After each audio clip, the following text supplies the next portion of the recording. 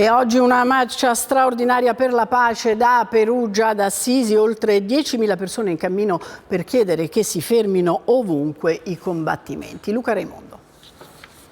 Oggi abbiamo cercato di esprimere non soltanto solidarietà, non soltanto le buone intenzioni, ma anche l'impegno a metterci della nostra fatica, ecco, della nostra volontà di costruire la pace. Fermatevi, la guerra è una follia. Questo lo slogan che ha accompagnato la marcia della pace straordinaria tra Perugia e Assisi, straordinaria come fu quella del 1999 contro la guerra in Kosovo. Siamo venuti qua per non lasciare il Papa da solo, a continuare a richiamare alla pace. Mia figlia vorrebbe che non ci fossero più queste esperienze negative e vorrebbe che nessuno, soprattutto bambini come lei, potessero mai viverle.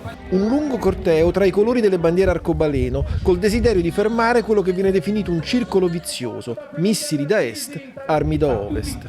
Da subito bisognerebbe cessare con la fornitura militare e cercare invece di intervenire molto di più sul piano diplomatico. Senza dimenticare che di guerra purtroppo non ce n'è una sola. Negli ultimi anni avevamo già 33 guerre di cui non si parlava sulla faccia della terra. Questa è la 34esima.